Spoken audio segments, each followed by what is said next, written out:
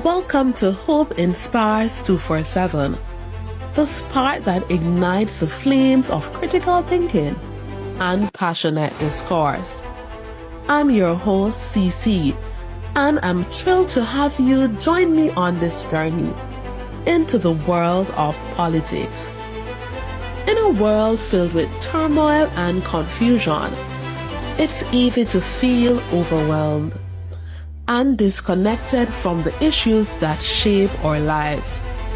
But we believe that by coming together, sharing our perspectives, and engaging in meaningful conversations, we can create a brighter, more just future for all.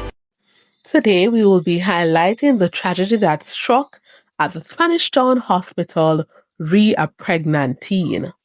The Health Minister, Dr. Christopher Tufton, has expressed deep condolences to the family of a pregnant teenager who tragically lost her life at the Spanish Town Hospital.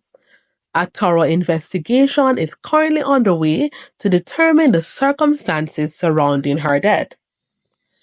The minister's prompt response is a welcome step, but the real question on everyone's mind is, could this tragedy have been prevented?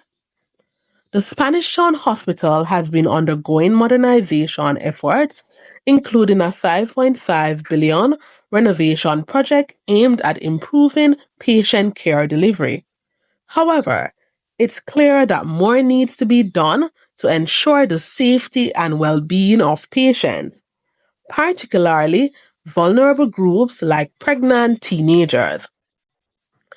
As the investigation unfolds, it's essential to emphasize that a thorough probe must be conducted to determine whether negligence played a role in this tragic event.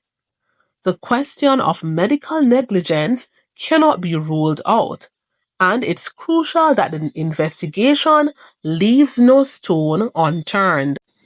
To prevent similar incidents in the future, it's critical to address the underlying issues contributing to maternal and child mortality. This includes improving infrastructure, ensuring that hospitals are adequately equipped with specialized equipment and staffed with trained medical professionals, enhanced training, providing ongoing training and education for healthcare workers to stay up to date with the latest medical procedures and protocols, increasing access to prenatal care, encouraging expectant mothers to seek regular prenatal care to identify and manage high-risk pregnancies. Our deepest condolences goes out to the mother and family of the deceased teenager. May they find strength and comfort in the support of their loved ones and the community during this difficult time.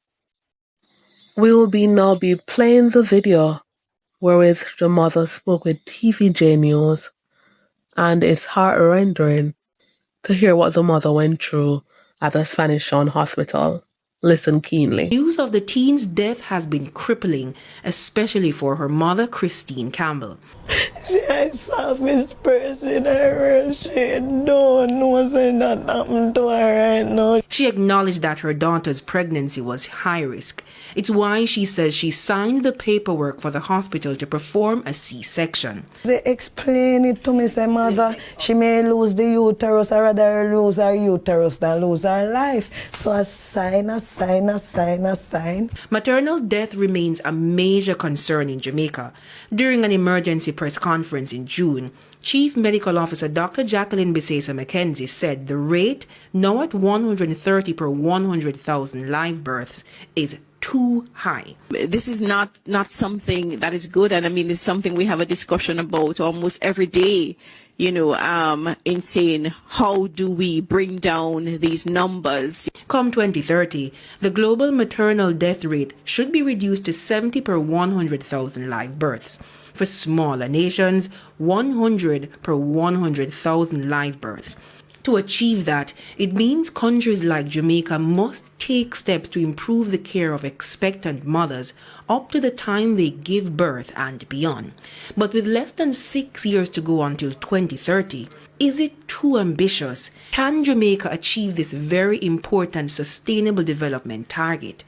Anna's mom weighed in. Money can't buy back Anna life, no?